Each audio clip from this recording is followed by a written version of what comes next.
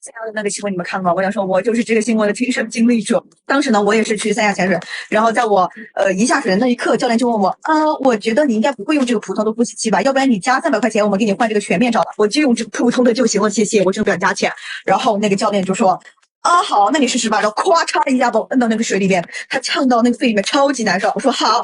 别摁我了，哥，我加钱，我给你300块钱，态度马上180度大转弯，反正到最后让我拍照，加了300块钱，全面照加了300块钱。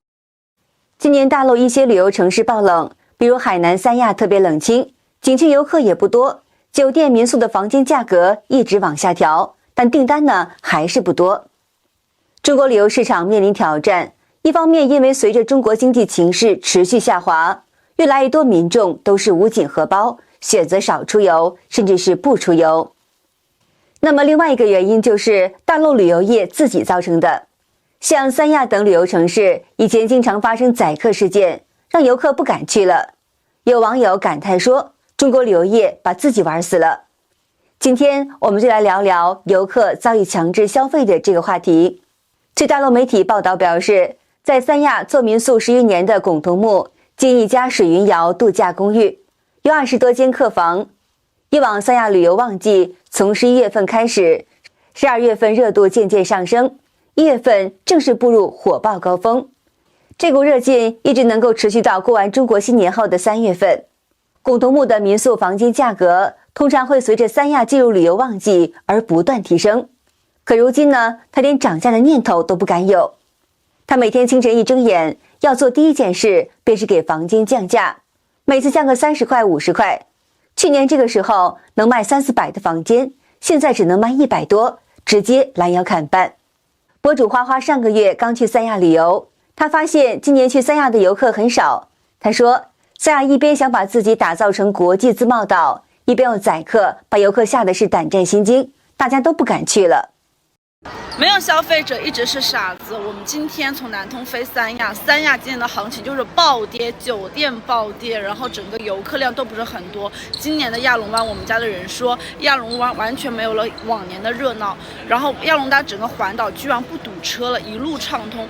你们知道大家为什么都不去三亚了吗？因为三亚的商家真的是太精明了，正好是春节可以大攒一刀的时候，但是不好意思，游客不来了。提到三亚，很多人就会想到游客在水下被威胁的事件。据报道，有的游客在潜水时，工作人员在水中摘下他们的潜水面罩，问要不要拍照，他们很害怕，只好答应。据吉木新闻报道表示，游客郑女士一家9口在2023年11月底到三亚旅游，在当地租住一套别墅。郑女士告诉记者，别墅老板给我们赠送了游艇出海的服务。当时呢，我们以为是一艘单独的小船，到了现场之后才发现是一艘3层的大船。上船不用花钱，但是要去船的2楼、3楼需要加钱升舱，小孩子不收费，大人每个人100多块。郑女士一家选择加钱升舱，而在船离开海岸之后，船上工作人员又向他们介绍潜水项目。潜水是免费的，但是需要花钱租用他们的潜水面镜和咬嘴，还要买鱼食。郑女士丈夫、婆婆、姐姐、姐夫都想潜水，潜水前工作人员推销了潜水拍照项目，每个人300块，如果需要视频还要另外加钱。当时呢，除了她姐姐想拍照之外，其他3人都明确拒绝了在潜水过程中拍照。郑女士说，没过几分钟，我姐夫第一个上来，他跟我说，在水下他们4个人被工作人员给分开，他在水中被工作人员取下潜水面罩，问要不要拍照。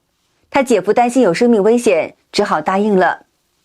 郑女士丈夫与婆婆也有同样的遭遇，他们本来就是不想拍照，但海水中他们面罩被拿掉后，在慌乱中他们只好同意拍照。郑女士一家交了拍照费用以后，回到租住的别墅，郑女士向别墅老板投诉了这件事。随后提供潜水服务的工作人员与他们取得联系，并退还了3人潜水拍照的费用900块钱。郑女士说，退款也是有条件的，他们要求我们不得公开谈论此事，同意以后才退这笔钱。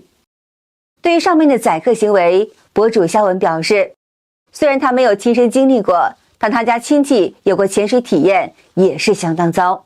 虽然我没亲身经历过，但我家一位亲属前几年来三亚，我接着他们一家3口到处玩。当时潜水时说下水30分钟，结果他们因为下潜过程中耳朵很疼，5分钟就上来了。当时我还开玩笑说，咱这东北旱鸭子不适合玩这钱呢，算是白花了。但这几年我接触了潜水，也结合这条新闻，忽然间恍然大悟。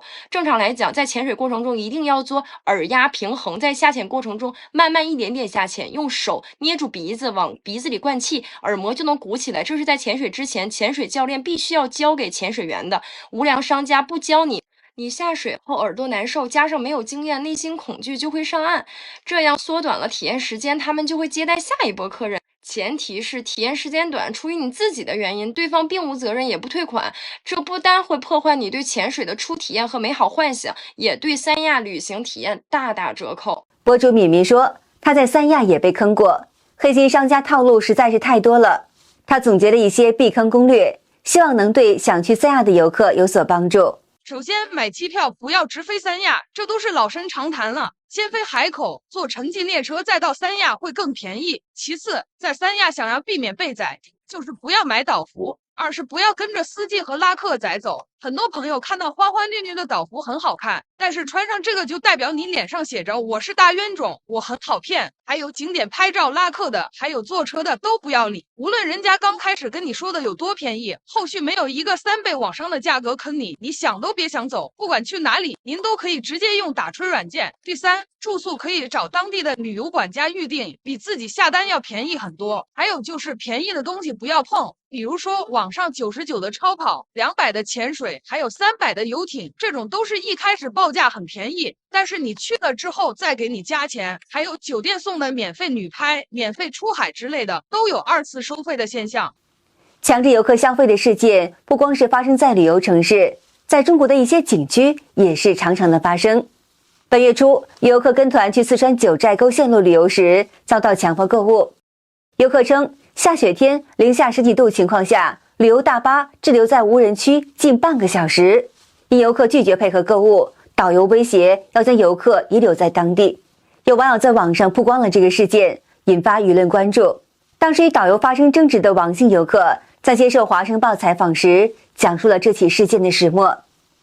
本月初，王先生在成都中国旅行社有限公司青阳一分社报了名，花2000块跟随旅行团到黄龙、九寨沟一线旅游，日程为3天。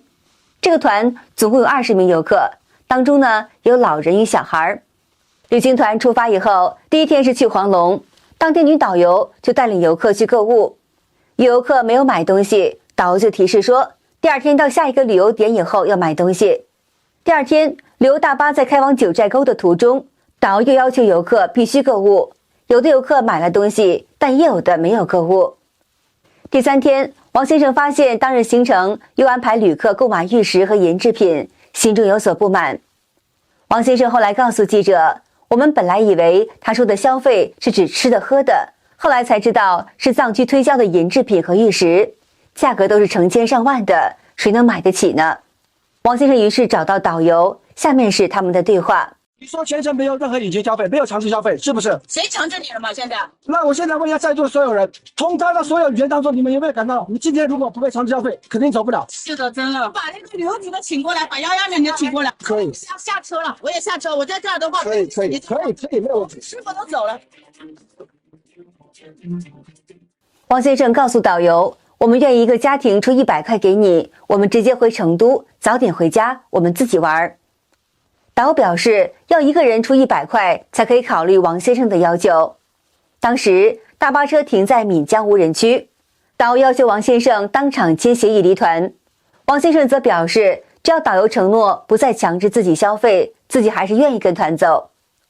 女导游随后联系了旅行社，指称王先生鼓动全车人不去购物，团没法带了，我要下车了，他都把客人影响到这个样子了。王先生告诉记者，当时车外仍在下雪，气温是零下10几度，在无人区滞留大约是20多分钟以后，大巴继续前行，但导游在当天下午离团，由司机继续带团走完了全部的行程，游客也没有再被强制消费。在三亚也发生过类似的事件。2023年3月16号，因为整团游客在免税店消费仅1000块人民币，一上车就遭到女导游破口大骂。有的游客将视频传到社交平台上以后，上级单位要对这位女导游和她所在旅游公司进行处罚。真的是搞笑的很。我瞧不起谁了？真的，从来我带团这么久啊，从来没有碰到过这样的客人，太奇葩了，真的是。行了啊，这事过了就过了，对吧？我没有跟你说话，我跟我其他客人讲话，推不推？推下去啊！我无所谓啊，我现在赶紧把你们带完，我下班。OK， 好不好？你也别看到我，我也别看到你，从此我们不会有任何交集。我白白伺候你们几天，我无所谓，但是师傅不难，师傅一天就100块钱。现在我来帮师傅卖特产，就这么简单。查到了，对，查到这件事了。今天上午刚查到的，他的导游还在跟团呢。我们现在正在把他叫他过来配合调查，现在正在调查，等后续的官方回复吧。我白白伺候你们几天，我无所谓，但是师傅不难，师傅一天就100块钱。现在我来帮师傅卖特产，就这么简单。你们待会儿不用买，有需要的认可师傅的服务的，发给你吃，吃完了你多少带一点，我代表师傅感谢你。海口市旅游综合整治办公室发布通报，要求旅行社和涉事导游向游客赔礼道歉，没收违法所得1200块，并处30万元行政处罚，对涉事女导游作出罚款5万元的顶格行政处罚，并吊销其导游证。好的，今天就和大家聊到这儿了，请您记得点赞、订阅、留言，并且分享给您的朋友们。感谢您的支持，我们下次节目再见。